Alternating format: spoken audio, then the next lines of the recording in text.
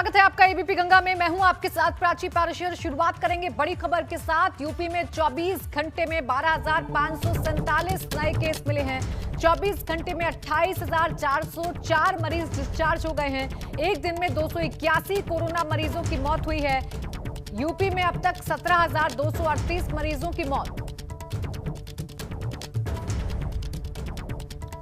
तो आपको बता दें कि लगातार उत्तर प्रदेश में कोरोना का जो संक्रमण है वो घटता हुआ नजर आ रहा है और लगातार अब मरीजों में गिरावट देखने को मिल रही है। पिछले 24 घंटे में 12,547 नए मरीज सामने आए हैं, जबकि 28,404 मरीज ठीक होकर डिस्चार्ज हो चुके हैं। यानी जो रिकवरी रेट है वो दुगना हो चुका है। एक दिन में 281 कोरोना मरीजों की जान भी गई है।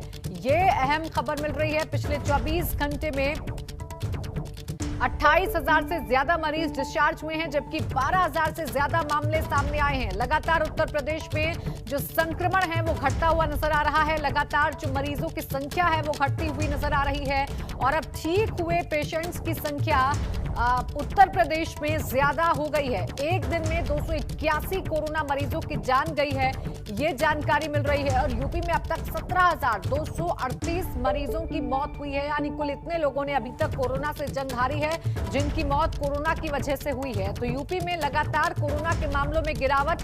यूपी में 24 घंटे में मिले कुल 12,547 नए मामले। 24 घंटे में 28,404 मरीज हुए डिस्चार्ज। और सीधा रुख करेंगे ब्यूरो चीफ वीरेश पांडे का। लखनऊ से हमारे साथ जुड़ गए हैं। वीरेश, जिस तरीके की रणनीति सरकार की तरफ से अपनाई जा रही है, कोरोना कर्फ्यू लगाया गया, साथ ही साथ लगातार जो टेस्टिंग है उसे बढ़ाया गया, क्या उसी का नतीजा है कि अब धीरे धीरे करके गिरावट दर्ज हो रही है और अब 12,000 कुल 24 घंटे में केस आए?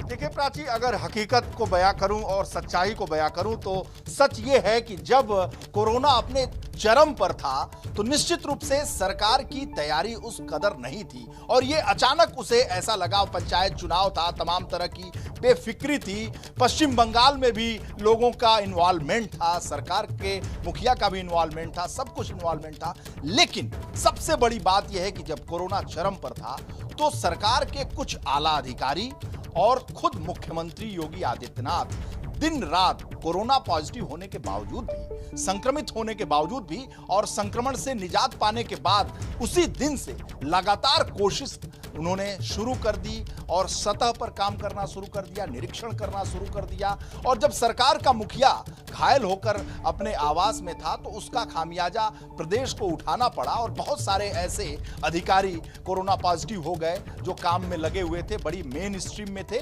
इसलिए ये प्रदेश का दुर्भाग्य था, लेकिन ये शुभ संकेत है और सरकार के तमाम जो बड़े अधिकारी हैं, महत्वपूर्ण पदों पर बैठे हुए अधिकारी हैं और खुद मुख्यमंत्री के नेतृत्व में जो काम दिन रात किया गया है उसका नतीजा है। और साथ ही साथ ईश्वर की असीम कृपा है, क्योंकि इस तरह के जो आंकड़े हैं वो कम हो रहे हैं। और जब संक्रमण पीक पर था तो सारी व्यवस्था ध्वस्त हो गई थी, बहुत सरकार को खामियाजा उठाना पड़ा और न चाहते हुए भी योगी आदित्यनाथ की छवि में सबसे पहली बार हम कह सकते हैं कि बहुत बड़ा डेंट लगा, बहुत बड़ा डेंट लगा। उसका कारण जो भी हो, सरकार के कुछ ऐसे अधिकारी थे जो निष्क्रिय थे, निकम्मे थे, जिनकी वजह से योगी आदित्यनाथ की छवि को डेंट लगा।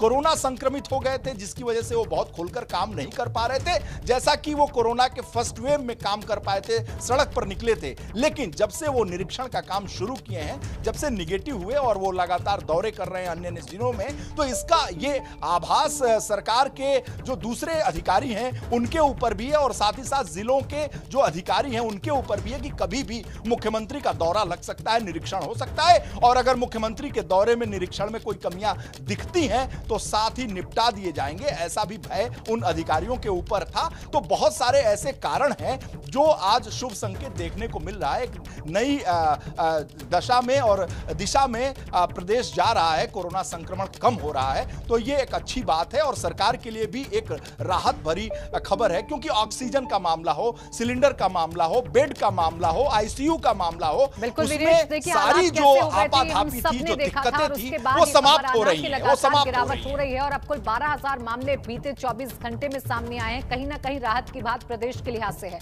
वीरेश, आप बने रहिए हमारे साथ, आगे भी हम आपसे जानकारी लेते रहेंगे। उधर यूपी कैबिनेट की आज हुई बैठक में यूपी सरकार ने कोरोना कर्फ्यू बढ़ाने के साथ ही प्रदेश के गरीबों को बड़ी राहत देते हुए सभी रेहड़ी पटरी वालों और छोटे दुकानदारों को हर महीने 1000 रुपए भत्ता देने का फैसला किया है। दरअसल कोरोना संकट के बीच कोविड कर्फ्यू की मार सबसे ज्यादा इसी वर्ग पर पड़ रही है, क्योंकि बाजार बंद है। ऐसे में छोटे दुकानदारों और रेहड़ी पटरी वालों का कामकाज ठप है। इसी को देखते हुए योगी सरकार अब छोटे दुकानदारों, रेहड़ी पटरी वालों, नाविकों, हलवाई, रिक्शा चालकों को 1 महीने के लिए 1000 रुपए भरण पोषण भत्ता देने जा रही है, जिसका फायदा प्रदेश के करीब 1 करोड़ लोगों को मिलेगा। और एक बार फिर से रुक कर लेते हैं मेरे सहयोगी वीरेश पांडे का, जो लखनऊ से हमारे साथ लगातार बने हुए हैं। वीरेश, देखिए, एक तरफ कोरोना कर्फ्यू बढ़ाया गया है क्योंकि यही वक्त की डिमांड है, हमें कोरोना पर जो जंग है उसे जीतना है। वहीं दूसरी तरफ जो गरीब हैं उनका भी ध्यान सरकार की तरफ से रखा जा रहा है और उन्हें भत्ता सरकार की तरफ से दिया जा रहा है। देखिए, सरकार का जो कदम है वो राहत भरा वाला कदम है और कह सकते हैं कि उत्तर प्रदेश की सरकार पहली सरकार थी जब कोरोना की पहली वेव थी तो रेहड़ी पटरी और जो खोमचे लगाने वाले दिहाड़ी मजदूर हैं, जो रोज कमाते हैं, रोज खाते हैं, उनकी सुध सरकार ने ली थी, योगी आदित्यनाथ ने ली थी, उन्हें पैसे दिए थे। और इसकी शुरुआत फिर इस सरकार ने किया है कि 1000 रुपए उन्हें देंगे, क्योंकि ये रोज कमाते हैं, रोज खाते हैं, रोज सड़कों पर रेहड़ी पटरी लगाते हैं। अगर एक दिन की कमाई उनकी बंद हो जाए तो रात में उनके घर चूल्हा नहीं जलेगा और उनके बच्चे नहीं पलेंगे। तो ऐसे में सरकार के मुखिया होने के नाते योगी आदित्यनाथ की सरकार ने, योगी आदित्यनाथ ने यह फैसला लिया है, अहम फैसला लिया है और मानवता भरा एक फैसला है, जिसकी वजह से हम हो, आप हो, सभी लोग ये जानते हैं कि रेहड़ी पटरी पर जो काम करते हैं, जो दुकानें लगाते हैं, उनकी आर्थिक स्थिति, माली स्थिति क्या होती है। ऐसे में आपको भी सुकून महसूस हो रहा होगा, हमें भी सुकून महसूस हो रहा होगा और एबीपी गंगा के जो दर्शक देख रहे होंगे उन्हें भी अच्छा लगता होगा कि ऐसे लोगों जो बहुत ही गरीब हैं, बहुत निर्धन हैं, अति निर्धन हैं, उनके लिए एक मानवीय कदम मुख्यमंत्री योगी आदित्यनाथ की तरफ से उठाया गया है। प्राची, बिल्कुल, और ये बहुत जरूरी भी है ऐसे वक्त में जब सबसे ज्यादा नुकसान उन गरीबों को ही हो रहा है जो हर रोज कमाकर अपना पेट भरते हैं। वीरेश बने रहिए हमारे साथ, आगे भी हम आपसे जानकारी लेंगे। और इस बीच जो अगली खबर मिल रही है वो भी बता दें। कल से मुख्यमंत्री योगी आदित्यनाथ पश्चिमी यूपी के ताबड़तोड़ दौरे पर हैं। नोएडा, गाजियाबाद, मेरठ, मुजफ्फरनगर और सहारनपुर जाएंगे मुख्यमंत्री आज। और कल सुबह 9 बजे लखनऊ से नोएडा के लिए निकलेंगे। नोएडा में कोविड कमांड सेंटर का दौरा करेंगे, फिर उसके बाद मेरठ जाएंगे, वहां पर आईसीसीसी का दौरा करेंगे और जनप्रतिनिधियों और अधिकारियों के साथ बैठक करेंगे। मेरठ के बाद उनका कार्यक्रम गाजियाबाद का है। गाजियाबाद आएंगे और कोविड कमांड सेंटर और किसी अस्पताल का निरीक्षण कर सकते हैं। मुख्यमंत्री कल रात गाजियाबाद में ही विश्राम करेंगे, यानी कल रात गाजियाबाद में ही रुकेंगे। उसके बाद सोमवार को योगी आदित्यनाथ मुजफ्फरनगर और सहारनपुर के दौरे पर रवाना हो जाएंगे, जहां अधिकारियों और जनप्रतिनिधियों के साथ बैठक कर कोविड नियंत्रण पर चर्चा करेंगे। तो पूर्वांचल का दौरा करने के बाद अब बारी है पश्चिमी उत्तर प्रदेश की। पश्चिमी उत्तर प्रदेश में व्यवस्थाएं कैसी हैं ये खुद मुख्यमंत्री जानेंगे और कल से वो पश्चिमी उत्तर प्रदेश के दौरे पर रहेंगे। वीरेश मेरे सहयोगी जुड़े हुए हैं ज्यादा जानकारी के साथ। वीरेश, ये जो पश्चिमी उत्तर प्रदेश का दौरा है कोरोना के इस काल में कितना अहम है और क्या कुछ बड़ी बातें इस दौरे में देखने को मिल सकती हैं?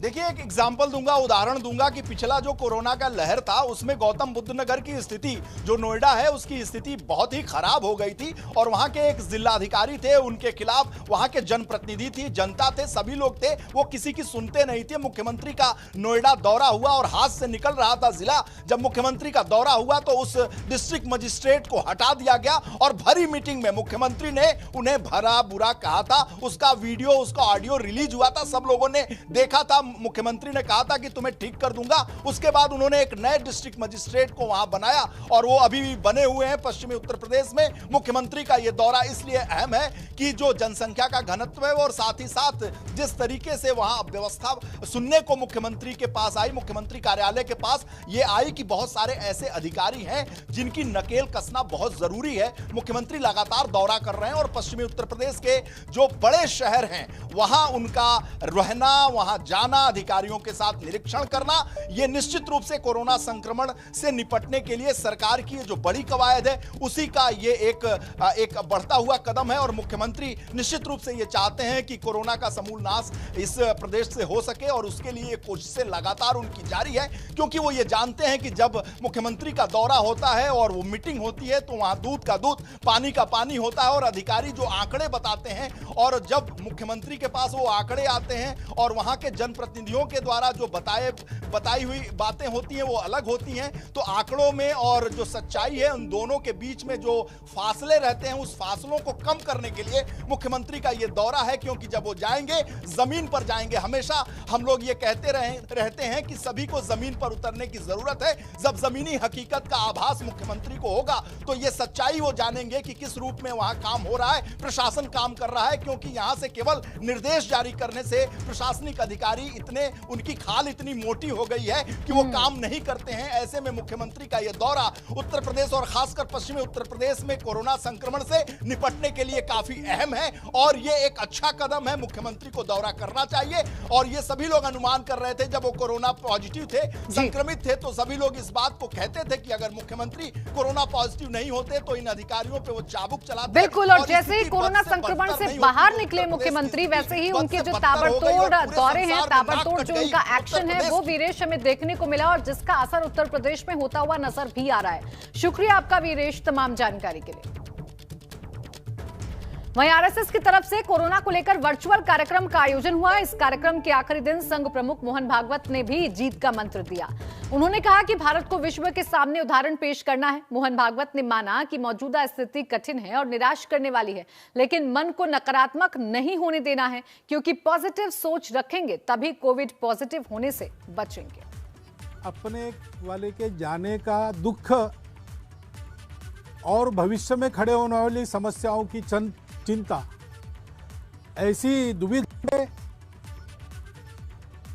तो परामर्श देना, सलाह देना, इसके बजाय पहले तो सांत्वना देना। लेकिन ये सांत्वना के परे दुख है। इसमें तो अपने को अपने आप को ही संभालना पड़ता है। हम अपनी संवेदना बता सकते हैं, बता रहे हैं, और यहां पर्दे पर केवल कोरी संभावना नहीं बता रहे। संघ के स्वयंसेवक सर्वदूर इस परिस्थिति में समाज की जो भी आवश्यकता है उसकी पूर्ति करने के लिए अपने अपने क्षमता के अनुसार सक्रिय। परंतु ये कठिन समय है। अपने लोग चले गए, उनको ऐसे असमय चले जाना नहीं था, परंतु अब गए, अब तो कुछ नहीं कर सकते। अब जो परिस्थिति है उसमें हम हैं, और जो चले गए वो तो एक तरह से मुक्त हो गए। उनको इस परिस्थिति का सामना अब नहीं करना है, हमको करना है। पीछे हम लोग हैं, हमको अपने आप को और अपने सबको सुरक्षित रखना है।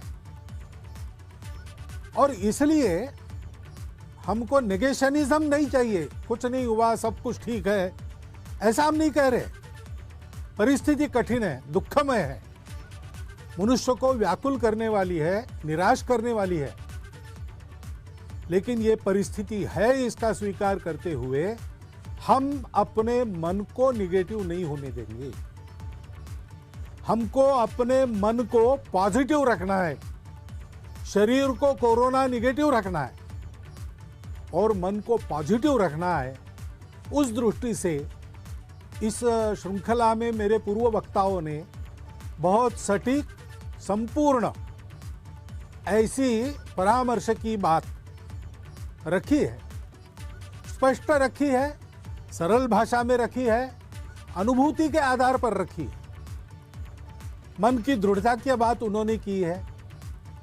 कोरोना प्रतिकार के अपने प्रयासों की गति बढ़ाने की, उन प्रयासों को वैज्ञानिकता के आधार पर स्थापित करने की, सामूहिकता से काम करने की, एकता की, उसी प्रकार सत्य को पहचानते हुए, स्वीकारते हुए उसके आधार पर काम करने की बात कही है। अपने आप को ठीक रखना और समाज की सेवा करना, चिंता करना, इसका आग्रह उन्होंने किया है। वही बातें मुझे भी बतानी है, मैं अपनी भाषा में बताऊंगा। क्योंकि वो अनुभूत बातें हैं। मुख्य बात मन की है। पहली, मन अगर हमारा थक गया, हार गया, तो हम तो जैसे किसी सांप के सामने चूहा एकदम निष्क्रिय होकर कुछ भी न करते हुए लूला होकर बैठ जाता है, कुछ करता ही नहीं अपने बचाव के लिए। ऐसी समस्या के सामने हमारी स्थिति हो जाएगी। ऐसी हमको होनी नहीं देनी है और ऐसी हमारी स्थिति नहीं है। हम कर रहे हैं, सारे चित्र को देखते हैं तो जितना दुख है उतनी ही आशा है। ऐसे परिस्थिति में समाज की कुछ विकृतियां बाहर आती है, बात सही है, लेकिन जितनी विकृति बाहर आ रही उससे अधिक सत्कृति बाहर आ रही। बहुत से लोग सब प्रकार के, सब आर्थिक स्तरों से समाज पर यह संकट है, सब पर संकट है, इसका भान रखकर स्वयं की भी चिंता कर रहे हैं और उनसे जितनी बनती है उतनी समाज की भी चिंता करती है। ऐसे उदाहरण बहुत हो रहे हैं कि अपनी चिंता किए बिना दूसरों की चिंता, दाई नीड इज ग्रेटर, इस प्रकार की वृत्ति का दर्शन समाज कर रहा है। इसको हमने ध्यान में रखना चाहिए। निराशा की परिस्थिति नहीं है, लड़ने की परिस्थिति है, कठिन परिस्थिति है, लेकिन परिस्थिति तो अपने मन के प्रतिभाव पर निर्भर करती है। क्या ये निराशा, ये रोज 10-5 लोगों के, अपरिचित लोगों के जाने के समाचार का सुनना, मीडिया के माध्यम से परिस्थिति बड़ी विकराल है उसका घोष निरंतर सुनना, ये हमारे मन को उदास बनाएगा, कटु बनाएगा? ऐसा नहीं होता। ऐसा होने से विनाश ही होता है। ऐसा अभी तक हुआ नहीं है मानवता के इतिहास में, इसलिए ऐसी सब प्रकार की बाधाओं को लांघकर मानवता आगे बढ़ी है, अब भी बढ़ेगी। संघ के संस्थापक डॉक्टर हेडगेवार, उनकी किशोरावस्था में उनके माता पिता दोनों, ऐसी ही महामारी चल रही थी नागपुर में, प्लेग की। उसमें स्वयं की चिंता किए बिना समाज के लिए काम करते थे। उस समय तो दवाइयां भी नहीं थी। अगर समाज की चिंता करेंगे तो निश्चित रूप से हम पर भी गाज गिरेगी, ये मानकर चलना पड़ता था। ऐसे समय में प्लेग के रोगियों की सेवा करते करते एक ही दिन में दोनों चले गए। डॉक्टर हेडगेवार किशोर आयु के थे, उस समय डॉक्टर नहीं बने थे, केशव कहे जाते थे। उस संवेदनक्षम आयु में उनके मन पर परिणाम क्या हुआ? क्या उनका जीवन आगे कटुता से भर गया, क्रोध से भर गया, निराश हो गए? ऐसा नहीं हुआ। इस वियोग के, दुख के विष को पचाकर उन्होंने उसमें से संपूर्ण समाज के प्रति निरपेक्ष आत्मीयता का स्वभाव बनाया। जिनका जिनका उनके साथ संबंध आया है, विचारधारा से उनके हो न हो, लेकिन वो एक बात बता कहते हैं कि डॉक्टर हेडगेवार यानी स्नेह प्रिय, ऐसा उनका स्वभाव बना। जब विपत्ति आती है तो हमारी प्रवृत्ति क्या होती है? हम जानते हैं, हम भारत के लोग हैं, हम जानते हैं कि ये जीवन जरा मरण का चक्र चलते रहता है। मनुष्य एक न एक दिन जैसे पुराने कपड़े, मैले कपड़े छोड़कर नए कपड़े बदलता है, वैसे पुराना शरीर निरुपयोगी हो गया, उसको छोड़ देता है, दूसरे जन्म में आगे बढ़ने के लिए नया शरीर धारण करके आता है। ये जानने वाले हम लोग हैं। हमको ये बातें डरा नहीं सकती, निष्क्रिय निराश नहीं बना सकती। और इस वक्त एक बड़ी खबर फिरोजाबाद से, जहां 2 डॉक्टर्स की कोरोना से मौत हो गई है। सीएमओ ऑफिस में तैनात दोनों डॉक्टर कोरोना पॉजिटिव थे। रैपिड रिस्पांस टीम का काम कर रहे थे। डॉक्टर वीरेंद्र सिंह लखनऊ के केजीएमयू में इलाज के दौरान उनकी मौत हो गई, जबकि डॉक्टर प्रदीप सिंह की आगरा के एसएन मेडिकल कॉलेज में मौत हो गई। तो 2 डॉक्टर्स की कोरोना की वजह से मौत हुई है। लगातार अपना घर बार छोड़कर, अपनी चिंता ना किए हुए ये लगातार सेवा में लगे हुए थे, अपनी ड्यूटी निभा रहे थे और इसी दौरान कोरोना संक्रमित हुए और इन दोनों की मौत हो गई। कृष्णा मेरे सहयोगी जुड़ गए ज्यादा जानकारी के साथ। कृष्णा, क्या कुछ जानकारी आपके पास?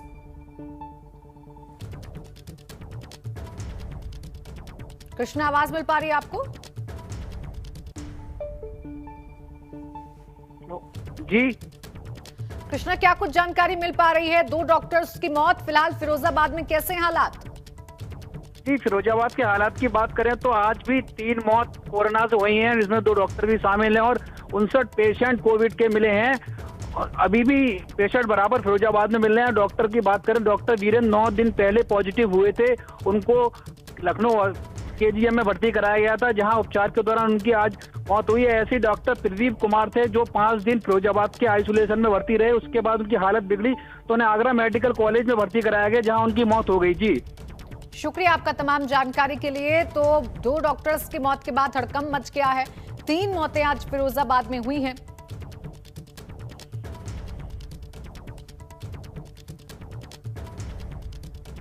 रैपिड रिस्पांस टीम का काम कर रहे थे दोनों ही डॉक्टर। एक डॉक्टर की लखनऊ के केजीएमयू में मौत हुई है, जबकि दूसरे डॉक्टर की मौत आगरा के एसएन मेडिकल कॉलेज में हुई है। तकरीबन 9 दिन पहले कोरोना संक्रमित हुए थे। तबीयत बिगड़ने पर अस्पताल में भर्ती करवाया गया, लेकिन वहां पर ये दोनों ही डॉक्टर अपनी जिंदगी की जंग हार गए। दूसरों की जिंदगी बचाते बचाते खुद अपनी जिंदगी हार गए। चित्रकूट जेल हत्याकांड मामले में सीएम योगी ने बड़ी कार्रवाई की है। मुख्यमंत्री ने मामले की रिपोर्ट आते ही जिला जेल के जेलर महेंद्र पाल और जेल अधीक्षक एसपी त्रिपाठी को सस्पेंड कर दिया है। दरअसल चित्रकूट जिला जेल में गैंगवॉर के बीच 3 लोगों की मौत हो गई। पश्चिमी यूपी के गैंगस्टर मुकीम काला और मुख्तार के करीबी मेराज अली की हत्या कर दी गई। हत्या करने वाले अंशुल दीक्षित को भी पुलिस ने मार गिराया, जिसके बाद मुख्यमंत्री ने 6 घंटे में 3 सदस्यीय कमेटी से जांच रिपोर्ट मांगी थी और commissioner IG Chitrakoot, DIG jail मुख्यालय की जांच रिपोर्ट के बाद 2 बड़े अफसर, जेलर और जेल अधीक्षक पर कार्रवाई हुई। दोनों बेटा पैसा जो है सब भिजवा दो। 10,000 रुपये कल जो है जेलर को जाके सुबह दे देना आवाज़ पे, ठीक है। उसके बाद में 5,000 रुपये जब सारा सामान लेके आना तभी गेट पे जो है उसको डिप्टी को फ़ोन कर लेना। फ़ोन करने के बाद उसको 5,000 रुपये दे देना। फोन पर मदमस्त होकर धमकी देने वाला ये है उत्तर प्रदेश और बिहार का वो छटा हुआ बदमाश, जिसने चित्रकूट जेल के अंदर खूनी दास्तान लिखी, जिसने जेल प्रशासन की छाती पर चढ़कर जेल को अखाड़े में तब्दील कर दिया और फिर जमकर की फायरिंग।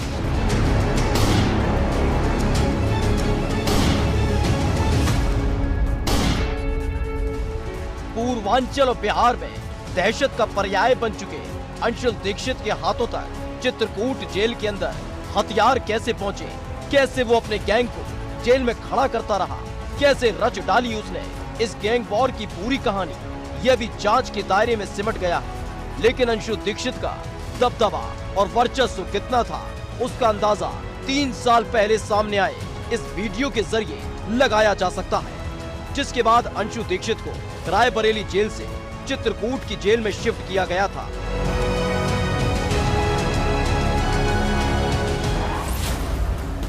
रायबरेली जेल में थी अंशु की धमाक। रायबरेली जेल में करता था शराब पार्टी। अंशु तक होती थी हथियारों की सप्लाई। दरअसल जो वीडियो आप देख रहे हैं उसे देखकर अंदाजा लगाया जा सकता है कि जेल से बाहर रहकर दहशत की दास्तान लिखने वाले अंशु दीक्षित का दबदबा और धमक जेल के अंदर भी बरकरार थी। बाकायदा जेल के अंदर अपने गुर्गों के साथ मिलकर अंशु दीक्षित शराब पार्टी किया करता था। रायबरेली जेल उसके लिए जेल का अय्याशी का अड्डा ज्यादा थी।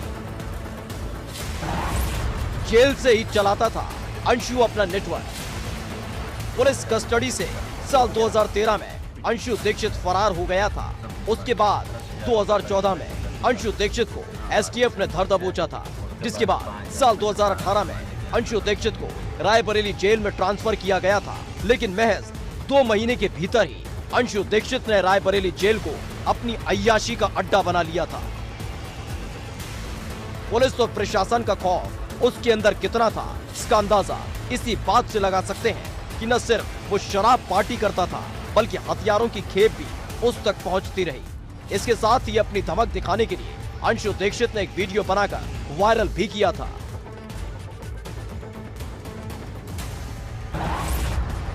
जेलर को पैसा पहुंचाने का दे रहा आदेश। रायबरेली जेल के अंदर बेखौफ होकर रह रहे और अपना गैंग चला रहे अंशु दीक्षित ने जो अपना वीडियो वायरल किया था, उसमें वो किसी से फोन पर बात कर रहा था, जिसमें वो जेलर को 10,000 रुपए देने का आदेश दे रहा था। तो वहीं जेल के ही एक अधिकारी को 5,000 रुपए देने की बात कह रहा था। उस वीडियो में शराब और सिगरेट के साथ साथ अय्याशी करता हुआ अंशु दीक्षित दिखाई दिया था और सामने रखा था असला, और ये सब रायबरेली जेल के अंदर हो रहा था। हाँ सुनो बेटा, पहले तो काम करो, सारा सामान पैसा जो है सब भिजवा दो। 10,000 रुपये कल जो है जेलर को जाके सुबह दे देना आवाज़ पे, ठीक है। उसके बाद में 5,000 रुपये जब सारा सामान लेके आना तो अभी गेट पे जो है उसको डिप्टी को फ़ोन कर लेना। फ़ोन करने के बाद उसको 5,000 रुपये दे देना, ठीक है। काम करना कि दारू की बोतल जो लेना वाइट वाली मंगा ले रहा है दारू। वीडियो वायरल होने पर मचाता हड़कंप। साल 2018 में जब अंशु दीक्षित का ये वीडियो सामने आया था तो हड़कंप मच गया था, जिसके बाद रायबरेली जेल के अधिकारियों पर गाज गिरी थी। तो वहीं आनन फानन में अंशु दीक्षित को रायबरेली जेल से चित्रकूट जेल में ट्रांसफर कर दिया गया था, जिसके बाद प्रशासन ने कई दावे किए थे, लेकिन अपनी धमक के दम पर चित्रकूट जेल प्रशासन के सारे दावों को अंशु दीक्षित ने कुचल कर रख दिया। जहां न सिर्फ अंशु दीक्षित के पास हथियारों की खेप पहुंचती रही, बल्कि उसने गैंगवॉर को अंजाम दिया, जिसमें पश्चिमी यूपी के सबसे बड़े बदमाश मुकीम काला को ढेर कर दिया। तो वहीं पूर्वांचल के सबसे बड़े माफिया मुख्तार अंसारी के गुर्गे मिराजुद्दीन की हत्या कर दी, जिसके बाद पुलिस ने अंशु दीक्षित का जेल में ही एनकाउंटर कर दिया। छात्र से अपराधी बन गया अंशु दीक्षित। अंशु दीक्षित के अपराध का काला अध्याय सीतापुर से शुरू हुआ, लेकिन उस वक्त वो छोटी मोटी लड़ाई का हिस्सा हुआ करता था। लेकिन इसी बीच अंशु दीक्षित ने लखनऊ यूनिवर्सिटी में दाखिला लिया। इस दौरान वो कई अपराधियों के संपर्क में आया और फिर और इसी के साथ इस बुलेटिन में फिलहाल इतना ही। आप देखते रहिए एबीपी गंगा।